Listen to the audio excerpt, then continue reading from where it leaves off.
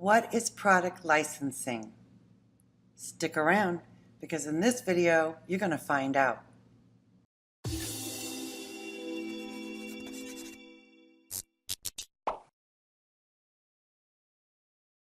Hi everyone, I'm Alex Reed, the founder of Insight, an online platform with affordable and free trainings for anyone that's looking to bring their idea to market.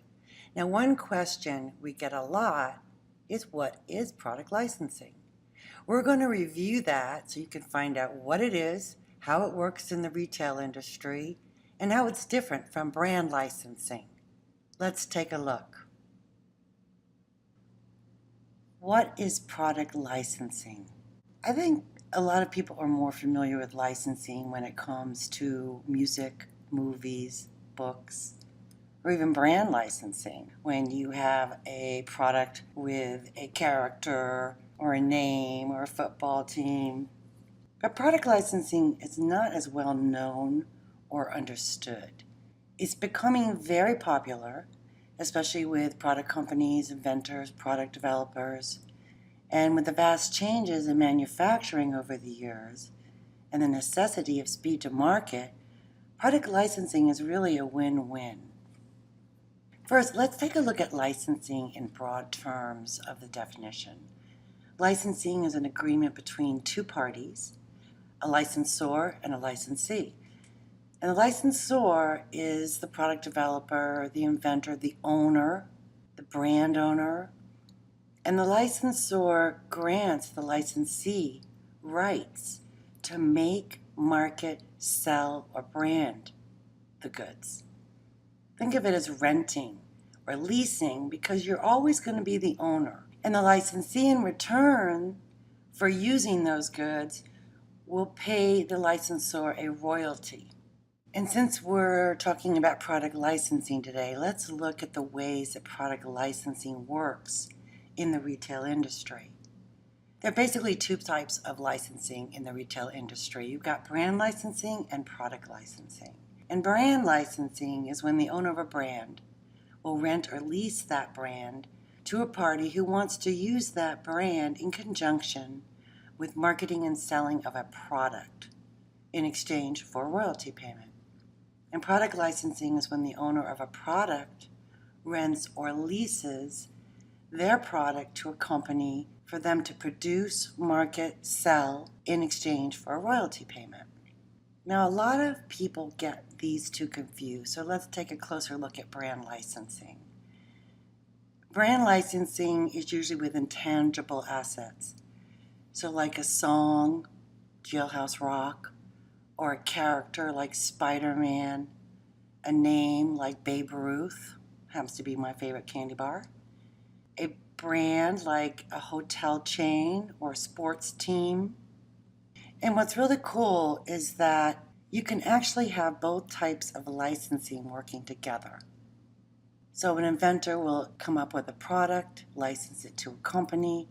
That particular company also has brand licensing rights to a particular brand, and they'll put the brand with the product and sell it to the retailer. And this happens a lot, actually. And product licensing is pretty straightforward. An inventor, product developer will come up with a new or improved product and license it to a company that has products already in that category or are looking to expand into new categories.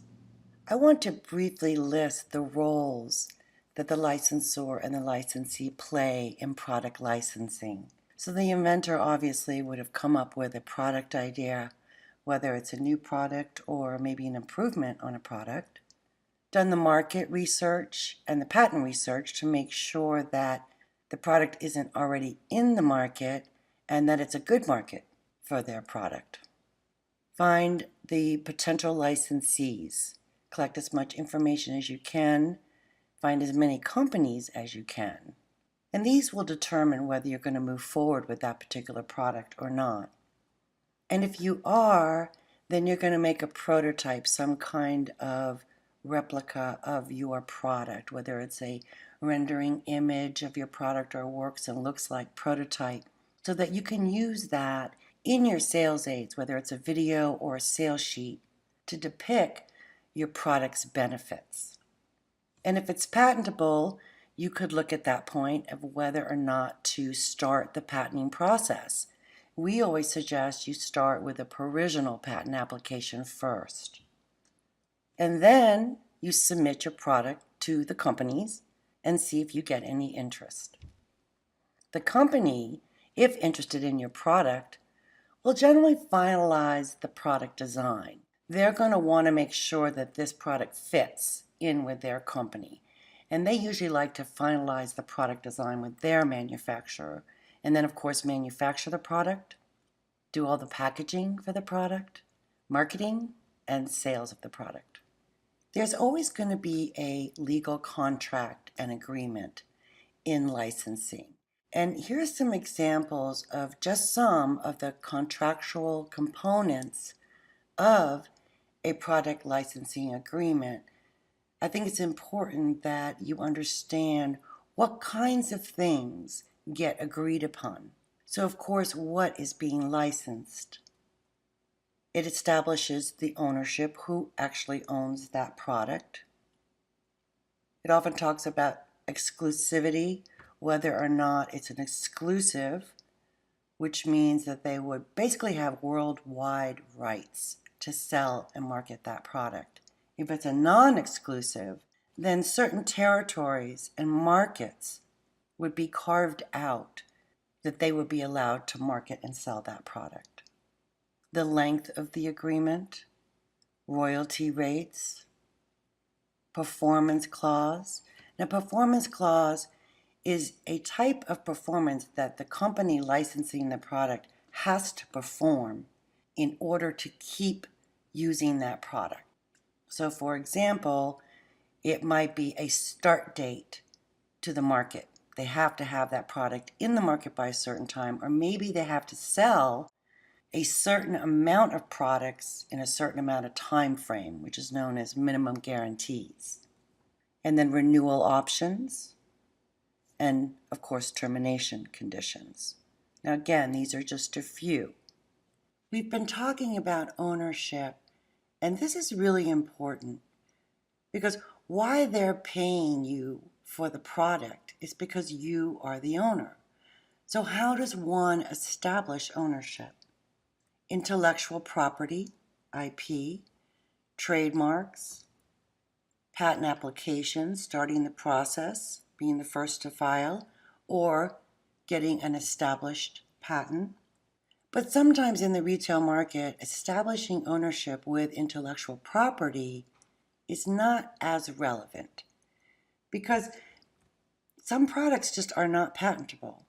And two industries where this is very common is toys and gifts. Patents are really expensive to get and even more expensive to defend.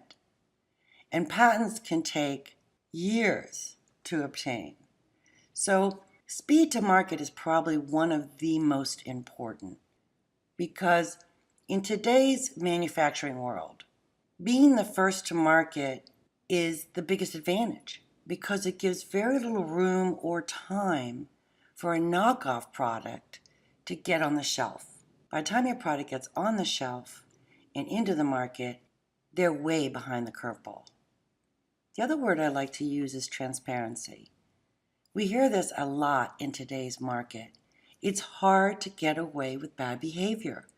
You've heard stories about some manufacturers that don't treat their workers fairly, and those brands take a big hit, not only in sales, but the cost of crisis management, the cost of damage control. Stealing from an inventor is just bad business, and it's really not worth the risk of the cost and the damage control because a royalty rate is a very fair cost for companies. That's going to wrap it up for our YouTube video on what is product licensing. I hope you have a better understanding of what it is and how it works. Thanks for watching. I hope that you found today's video helpful. And please comment below. We'd love to hear from you. Be sure to check out the resource link below, where you can also download the PDF overview of this video. If you want to see more videos like this, hit the subscribe button. Make sure to click that little bell to hear about upcoming videos that we'll post here on our YouTube channel. Thank you for watching.